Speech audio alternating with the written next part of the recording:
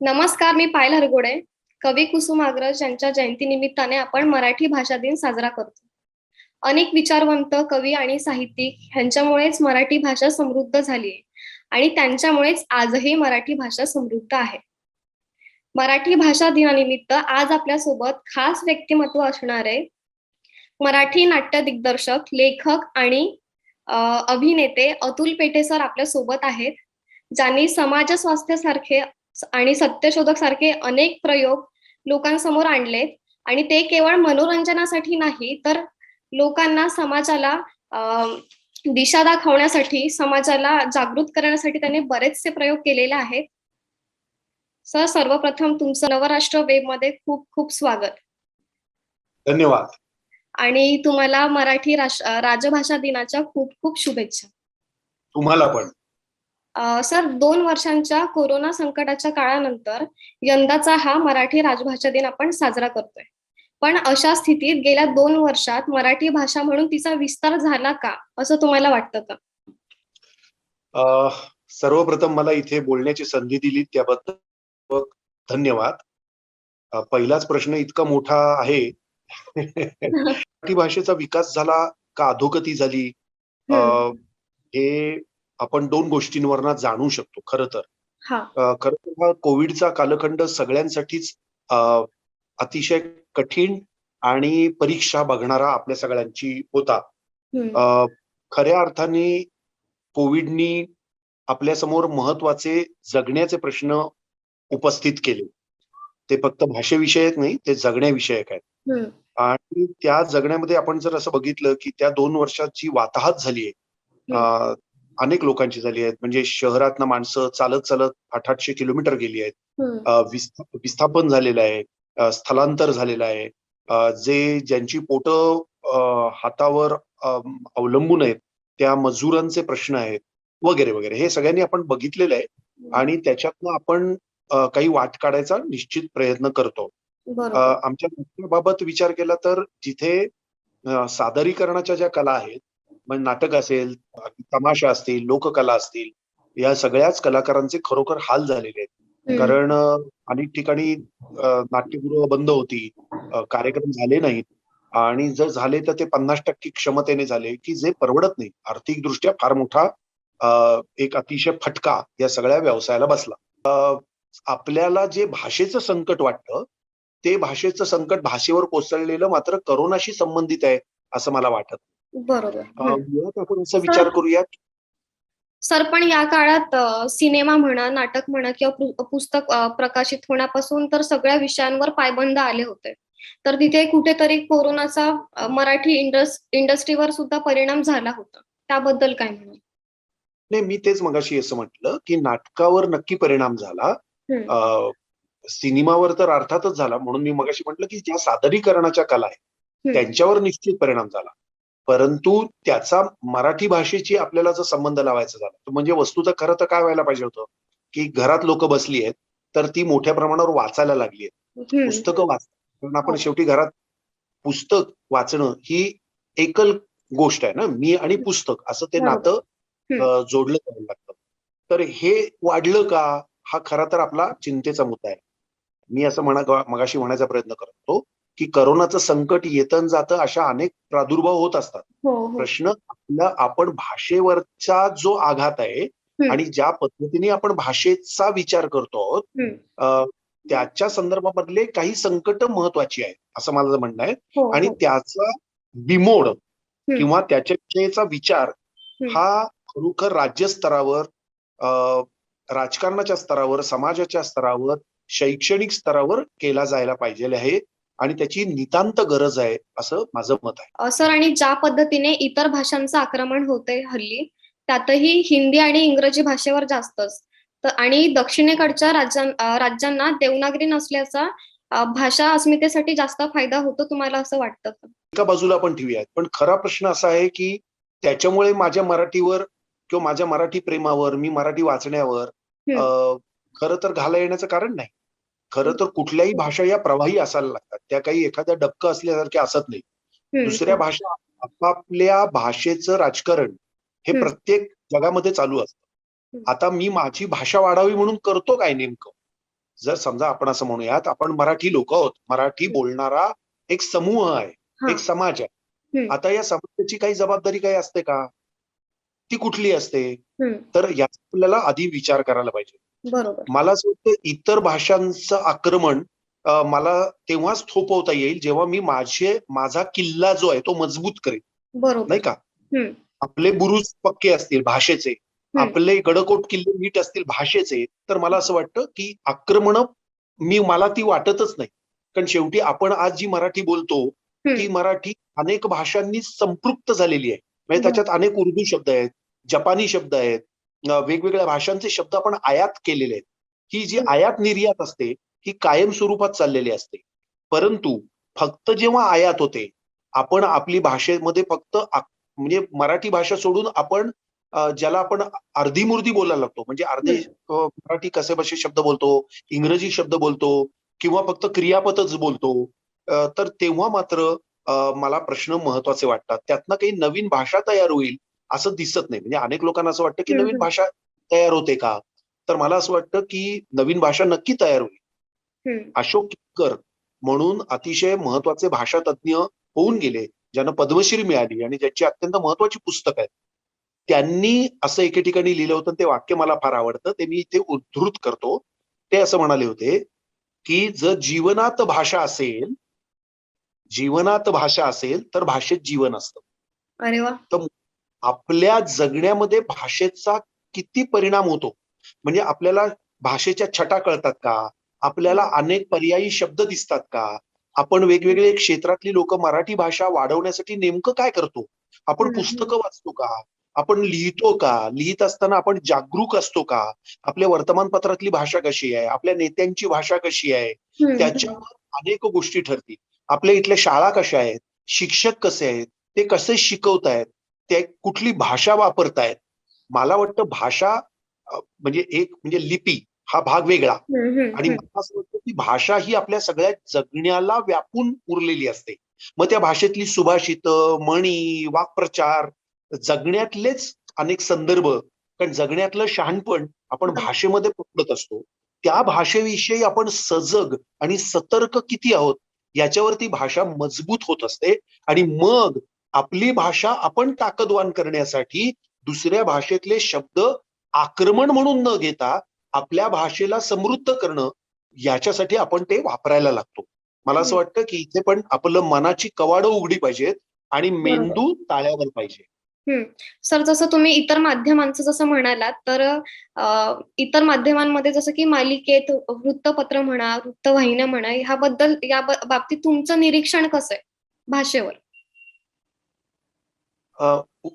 वर्तमानपत्राची जी आजची भाषा आहे किंवा तुम्ही शब्द वापरलात मालिका, तर मी गृहीत धरतो मालिका असा शब्द वापरला, तो मी असं विचारलं की दूरदर्शनच्या मालिका असं तुम्हाला म्हणायचंय का? हो. दूरदर्शन किंवा इतरही मालिका सर, म्हणजे हल्ली ज्या सिरियल्स वगैरे सुरू आहेत त्याबद्दल. म्हणजे त्यातल्या ज्या भाषा आहेत त्या किंवा इतर माध्यमांमध्ये जी आपण मराठी भाषा वापरतो त्याबद्दलचं तुमचं निरीक्षण कसं आहे? सर, आणि प्रत्येक जण म्हणतं की प्रमाण भाषा यायला हवी तुम्हाला. पण आपण विदर्भात गेलो तर तिथली बोलीभाषा वेगळी आहे. खानदेशातली बोलीभाषा वेगळी आहे. पुण्यात आल्यावर कळतं की अरे इथे वेगळं बोलतात. मुळात म्हणजे खानदेशातल्या लोकांना किंवा विदर्भातल्या लोकांना कळतच नाही. न आणि न हे 2 वेगळे आहेत. तर त्याबद्दल तुमचं काय मत आहे? मला असं वाटतं की याच्यात वर्षानुवर्षे आपले गोंधळ चाललेले आहेत. आपण विदर्भाची भाषा, आपण खानदेशची भाषा ही अत्यंत गोड आहे. कोल्हापूरची भाषा, या सगळ्या आपण ज्याला भाषा म्हणतो तो लहेजा आहे. आता तुम्ही जो शब्द वापरलात न आणि न, आता न आणि न उच्चारल्यामुळे पाणी आणि पाणी असा फार मोठा अर्थ बदल होत नाही. मी मगाशी जे उदाहरण दिलंय ते अर्थात जिथे बदल होतात तिथे आपल्याला समजून घ्यावे लागतील. काही ठिकाणी एखाद्या गोष्टीला वेगळेच शब्द असतात, तेव्हा ते शब्द आपल्याला समजून घ्यावे लागतील की नाही? बरोबर. आणि हे समजून घेतल्यामुळे म्हणजे एखाद्याला सारच मुसळ केरा असं आपण म्हटलं, तर मुसळ हा शब्द माहित नसेल तर गोष्ट वेगळी. पण किंवा मुसळच्या ऐवजी कुसळ म्हटलं, पण एखाद्या ठिकाणी चुकून मी सगळं ठुसळ ठेलात असं म्हटलं तर त्याचे अर्थच लागणार नाही. बरोबर. इथे मी भाषेची शुद्धता नसून मी चुकीचे शब्द उच्चारले असा त्याचा अर्थ झाला. आता खानदेशची आपण जर बहिणाबाई चौधरींचं उदाहरण घेतलं तर किती गोड भाषा आहे ती, किती म्हणजे खानदेशी ज्याला बोली म्हणतात ती ऐकत राहावीशी वाटते. विदर्भाची भाषा आहे, आपण एलकुंचवार सरांची नाटकं ऐकली तर किती गोड वाटतात कानाला शब्द. तर भाषेचं हे वेगवेगळ्या प्रांतातलं लालित्य आहे, पण मुळात मराठी या मराठीच्या छटा आहेत. आपला जो शब्द मुद्दा चाललाय तर खानदेशची तरी नीट बोलता यायला पाहिजे. When you are in the Rome behave like Romans असा एक इंग्लिशमध्ये वाक्प्रचार आहे. तो म्हणजे असा की ज्या ठिकाणची तुम्हाला भाषा बोलायची. आता आम्ही नटांना असं म्हणतो की तुम्हाला खरं तर कुठली भाषा बोलता आली पाहिजे. म्हणजे मला तुला सातारी, ज्याला आपण मराठीमध्ये ढंग असा शब्द वापरतो, सातारी ढंग आहे, कोल्हापुरी ढंग आहे, पण हे सगळे मराठी भाषेच्या विविध, खरोखर ज्याला आपण रत्न म्हणूयात तशी वेगवेगळी रत्न आहेत, ही मला पेलता आली पाहिजेत. या सगळ्या गोष्टी आपल्याला जर लक्षात घेतल्या तर लिपी, भाषा, ढंग, लहेजा हा त्यातला आपल्याला समजून घेता येईल आणि आपल्या भाषेची गोडी वाढणं हा खरा तर महत्वाचा मुद्दा आहे. बरोबर सर. आणि मराठी भाषेला अभिजात दर्जा मिळावा ह्यासाठी आपण बराच प्रयत्न करतोय, पण त्यातून मराठी भाषा चिरंतन टिकेल किंवा भाषेची वृद्धी होईल असं वाटतं का तुम्हाला? तुमच्या प्रश्नामध्ये दोन खरं तर प्रश्न आहेत. एक, अभिजात दर्जा मिळावा की नाही याच्यासाठी लोक प्रयत्न करतायत. प्राध्यापक हरी नरके असतील, प्राध्यापक रंगनाथ पठारेंसारख्या लेखक असतील वगैरे बरेच.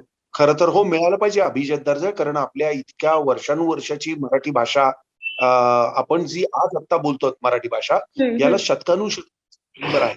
म्हणजे आज मी बोलतो ती कित्येक वर्ष, अनेक वर्षांची त्याला पाळमुळं आहेत आणि त्या पाळामुळांवर आज आपलं झाड हे डवरलेलं आहे. आता ही भाषा टिकली की नाही हे सर्वस्वी त्या समाजाच्या हाती असतं. आपल्या हाती, सगळ्यांच्या हाती आहे. वेगवेगळ्या क्षेत्रात काम करणाऱ्या माणसांच्या हाती आहे. हे फक्त लेखकांचं काम नाहीये, हे वेगवेगळ्या क्षेत्रात काम करणार आहे. म्हणजे डॉक्टर्स असतील, इंजिनियर्स असतील, आर्किटेक्ट असतील, ती जबाबदारीने बोलली पाहिजे, ती विशिष्ट आघाताने बोलली पाहिजे आणि सतर्क राहून बोलली पाहिजे. तर मला असं वाटतं त्या भाषेची गोडी नक्की वाढेल. आणि भाषा म्हणजे सुंदर गोष्ट असते हे आपल्याला कधीतरी उलगडायला पाहिजे, कारण भाषेमधनच आपल्याला आकलन होत असतं, जगण्याचं ज्ञान प्राप्त होत असतं.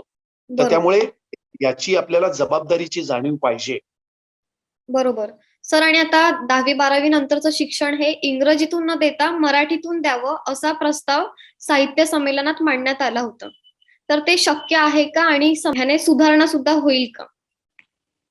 आणि मला काय वाटतं, अनेकदा त्या घोषणा असतात, अनेक लोक 27 तारीख आली म्हणजे भाषेच्या विषयात गळा काढतात. तर मला असं वाटतं की हा मोठा प्रश्न आहे आणि 363 दिवस तुम्ही चुकीचं मराठी बोलणार, तुम्ही नाटक बघणार नाही, तुम्ही पुस्तक वाचणार नाही. 1000ची आवृत्ती असते आणि आपल्याकडे ती 10 वर्ष खपत नाही.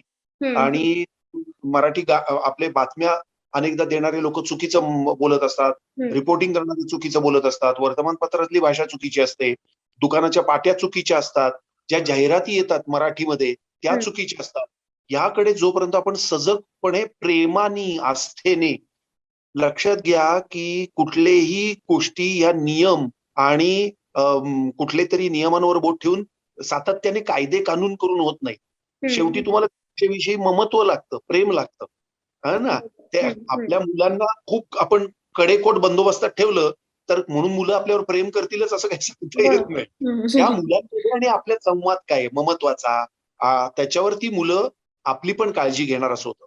उद्या मी नाटक करतोय तर त्या नाटकामध्येच खरोखर मराठी शब्द नीट आहेत ना, माझ्या मराठी मी जे बोलतोय ते नीट आहे की नाही, त्याचे योग्य आघात आहेत की नाही, हे मी सातत्याने 24 तास अखंड अहर्निश असा हे शब्द सगळे गेलेले आहेत मराठी भाषेतनं, ते परत जिवंत करावे लागतात. त्याच्यासाठी तुम्ही वेगवेगळं साहित्य वाचावं लागेल, तुम्हाला वेगवेगळ्या कविता वाचाव्या लागतील, निबंध वाचावे लागतील. तुमचं एका अर्थाने भाषेतना नाळ ही तुकाराम, ज्ञानेश्वर, एकनाथ, नामदेव ढसाळ, अरुण कोल्हटकर, दिलीप चित्रे या सगळ्यांशी जुळत असते. आपण घरामध्ये जास्तीत जास्त उत्तम मराठी, आणि जेव्हा इंग्रजी बोलत असतो तेव्हा उत्तम इंग्रजी, उत्तम हिंदी, उत्तम उर्दू, गुजराती, तमिळ, तेलुगू फार सुंदर भाषा आहेत. तर त्यांचा पण आपण आदर केला पाहिजे. नुसता दुराभिमान आणि वर्षातनं एक दिवस गळा काढणं हे काही फारसं मला पटत नाही. सर, आणि आता बदलत्या काळात इंटरनेट सर्व जग व्यापून घेते आणि वेब सिरीज सारखे बरेचसे पर्याय आहेत आता आपल्याकडे, आणि अशाच काळात नाटकांचा आता बाज येत्या काळात मे बी बदलेल. तर ते मे बी ऑनलाईनच येतील किंवा ऑनलाईन सादर करतायत बरेचसे लोक. तर त्याबद्दल तुम्हाला काय वाटतं? एक तर मला असं वाटतं की इंटरनेटवर जे काही होतं किंवा आज आता मी तुमच्याशी म्हणत होतो की बोलतोय, हे काही जिवंत माणसांनी जिवंत माणसांसमोर बोललेलं नाही. हे एका प्रतिमेशी मी तुमच्या बोलतोय किंवा तुम्ही माझी प्रतिमा बघताय. तर नाटक ही गोष्ट अशी कला अशी आहे की जिवंत माणसांनी जिवंत माणसांसमोरच ते करावं लागतं. माझा श्वास तुमचा ऐकू येतो, प्रेक्षकांचा श्वास मला ऐकू येतो. नाटक या माध्यमाचा मला असं वाटतं जेवढा विस्तार पावेल, लोकांना त्याचं महत्व कळेल. काही दिवस जातील आणि लोकांना कळेल की हे सिरियल बिरियल एका मर्यादेपर्यंतच मजा असते. त्याच्यानंतर जी समूहात जाऊन तुम्ही नाटक बघता त्याला मजा नाही, तोड नाही. तर ते मला असं वाटतं आणि मी त्याच्याविषयी खूप आशावादी आहे. नवीन मुलं नवीन भाषा घेऊन नवीन नाटक करतील यात माझ्या मनात काडीची शंका नाही. बरोबर सर. सर, आणि तुमच्या भाषेशी संबंधित असलेल्या शब्दांची रोजनिशी या नाटकातून तुम्ही भाषा संवर्धनाचा संदेश देता. त्या नाटकाबद्दल काय सांगाल? शब्दांची रोजीनिशी हे नाटक रामू रामनाथन यांनी लिहिलेलं आहे. मुळात ते इंग्रजीमध्ये होतं. त्याचा आम्ही मराठी अनुवाद अमर देवगावकर आणि त्याची रंगावृत्ती आम्ही केली. केतकी थत्ते आणि मी त्याच्यात काम करतो. गेले 2 वर्ष म्हणजे कोविड येण्याच्या अगोदर ते होतं. तर भाषेविषयी संदेश वगैरे देण्यातलं हे नाटक नाहीये. पण भाषेविषयी खोलवर चिंतन करणारं हे नाटक आहे. की भाषा का? कशासाठी? भाषेची संस्कृती काय असते? भाषेचे राजकारण काय असतं? एक भाषा मरते म्हणजे काय होतं? संस्कृती कशातनं तयार होते आणि भाषेचं आजपर्यंत भारतातलं राजकारण काय झालं? म्हणजे भाषा किती होत्या? पोटजात भाषा किती होत्या? आपल्याकडे कित्येक भाषा बोलल्या जात होत्या किंवा आणि त्या भाषा मरतायत कशामुळे? तर भाषेचं राजकारण काय असतं? ज्याला इंग्रजीमध्ये हेजीमनी म्हणतात किंवा प्रभुत्व म्हणतात किंवा एखादी भाषा मोठ्या भाषेला गिळते कशी? तर त्या भाषेचं अस्तित्व टिकवायचं कसं? या सगळ्यांचा खोलवर चिंतन करणारं हे नाटक आहे. याचा आता पुण्यात 26 आणि 27 ला प्रयोग आहेत आणि 28 आणि 1 ला मुंबईत आहेत आणि हे नाटक आता आंतरराष्ट्रीय स्तरावर सुद्धा याची निवड झालेली होती. तर शब्दाची रोजनिशी हे त्या नाटकाचं नाव आहे. लोकांनी ते बघितलं पाहिजे. अनेक लोकांनी ते बघितलं, त्याच्यावर प्रचंड लिहिलं. पण मुळात हे नाटक एका भाषेच्या संदर्भामध्ये आपण असं म्हणूयात की भाषा मरते याच्यातली जी व्याकुळता आहे, त्रास आहेत, तो समूह जातो म्हणजे काय होतं आणि एक भाषा मरते म्हणजे ज्ञान पूर्ण संपतं किंवा जो विस्डम असतो, शहाणपण असतं. कारण वर्षानुवर्ष ते साचत आलेलं एखाद्या लोण्यासारखं घुसळण केल्यानंतर आलेलं भाषेचं अमृत असतं, ते जातं. याच्याविषयीचं ते नाटक आहे. आता नवीन काय करायला पाहिजे? त्यांच्या आई वडिलांनी काय करायला पाहिजे? शिक्षकांनी काय करायला पाहिजे? राजकारण्यांनी काय करायला पाहिजे? तर मराठी भाषेविषयी ममत्व, प्रेम, आस्था, जिव्हाळा असला पाहिजे. तो आपल्या रोजच्या जगण्यामध्ये असला पाहिजे. तो फक्त बोलण्यापुरता, घोषणांपुरता असता कामा नाहीये, अशी माझी कळकळीची विनंती आणि सांगणं आहे. धन्यवाद. तुम्ही मला इथे बोलवलंत आणि माझे हे विचार वेगवेगळ्या गोष्टींवरचे थोडक्या वेळात ऐकून घेतलेत. मला असं वाटतं की आपण सगळे भाषाप्रेमी आहोत म्हणूनच या कार्यक्रमाला आपण आलेले आहोत, पाहणार आहोत, ऐकणार आहोत. मी नाटकवाला आहे म्हणून मी असं म्हणेन की मराठी नाटक जेवढं होईल तेवढं बघा. आमच्या नाटकांना या, इतरांची नाटकं बघा, पुस्तकं वाचा, साहित्य वाचा आणि उत्तम मराठी बोला. टीका पण मराठीतनं करा. नुसत्या शिव्या मराठीतनं देणं ही काही फक्त मराठी भाषेवर प्रेम असण्याचं लक्षण नाही. मराठी भाषेची खूप वैभव आहे. ते आपण सगळ्यांनी या निमित्तानं जपूयात आणि आपल्या जगण्यामध्येच त्या भाषेचा अंतर्भाव करूयात. मनःपूर्वक धन्यवाद. सर, तुमचे पण खूप खूप आभार आणि तुम्ही तुमचा अत्यंत मौल्यवान वेळ दिलाय त्याबद्दल नवराष्ट्र वेबकडून तुमचे मनापासून आभार मानते. धन्यवाद. सदिच्छा.